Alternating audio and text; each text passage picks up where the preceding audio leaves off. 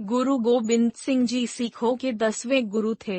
गुरु गोविंद सिंह का जन्म 9वें सिख गुरु के घर पटना के साहिब में पौष शुक्ल सप्तमी संवत 1723 यानी कि 22 दिसंबर 1666 को हुआ था। उनके बचपन का नाम गोविंद राय था। 1670 में गुरु गोबिंद सिंह का परिवार पंजाब में आ गया। गुरु गोबिंद सिंह जी एक महान योद्धा, कवि, भक्त एवं आध्यात्मिक नेता थे। 1699 बैसाखी के दिन गुरु गोबिंद सिंह ने खालसा पंथ की स्थापना की थी। यह दिन सिखों के इतिहास का सबसे महत्वपूर्ण दिन माना जाता है। कहा जाता है कि गुरु गोबिंद सिंह जी ने अपना पूरा जीवन लोगों की सेवा और सच्चाई की राह पर चलते हुए ही गुजार दी थी। गुरु गोबिंद सिंह का उदाहरण और शिक्षाएं आज भी लोगों को प्रेरित करती है। गुरु गोबिंद सिंह ने सिखों की पवित्र ग्रंथ गुरु ग्रंथ साहिब को पूरा कर गुरु रूप में सुशोभित किया। गुरु गोबिंद सिंह जी एक महान योद्धा,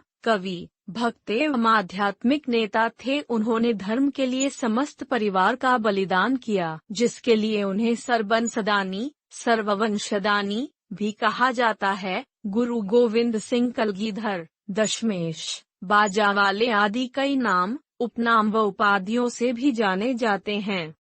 गुरु गोविंद सिंह जी ने सदा प्रेम, एकता, भाईचारे का संदेश दिया। उनकी मान्यता थी कि मनुष्य को किसी को डराना नहीं चाहिए और न किसी से डरना चाहिए। उनकी वाणी में मधुरता, सादगी, सौजन्यता एवं वैराग्य की भावना कूट कूट कर भरी थी। उनके जीवन का प्रथम दर्शन ही था कि धर्म का मार्ग सत्य का मार्ग है और सत्य की सदैव विजय होती है। गुरु गोबिंद सिंह जी ने अपना पूरा जीवन लोगों की सेवा और सच्चाई की राह पर चलते हुए ही गुजार दी थी। गुरु गोविंद सिंह की मृत्यु 42 वर्ष की उम्र में 7 अक्टूबर 1708 को नांदेड़, महाराष्ट्र में हुई। गुरु गोबिंद जी का विवाह 10वें सिख गुरु गुरु गोबिंद जी की 3 शादियां हुई थी। उनका पहला विवाह आनंदपुर के पास स्थित बसंतगढ़ में रहने वाले कन्या जीतों के साथ हुआ था। इन दोनों को शादी के बाद जोरावर सिंह, फतेह सिंह और जुझार सिंह नाम की 3 संतान पैदा हुई। इसके बाद माता सुंदरी से उनकी दूसरी शादी हुई थी और शादी के बाद इनसे उन्हें अजित सिंह नाम के पुत्र की प्राप्ति हुई थी।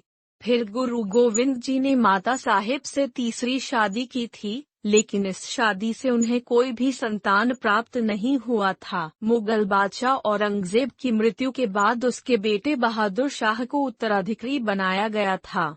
बहादुर शाह को बादशाह बनाने में गुरु गोबिंद जी ने मदद की थी। इसकी वजह से बहादुर शाह और गुरु गोबिंद जी के बीच काफी अच्छे संबंध बन गए थे। वहीं सरहद के नवाब वजीद खां को गुरु गोविंद सिंह और बहादुर शाह की दोस्ती बिल्कुल पसंद नहीं थी, इसलिए उसने अपने 2 पठानों से गुरु गोबिंद जी की हत्या की साजिश रखी और फिर 7 अक्टूबर 1708 में महाराष्ट्र के नांदेड़ साहिब में गुरु गोबिंद सिंह जी ने अपनी आखिरी सांस ली।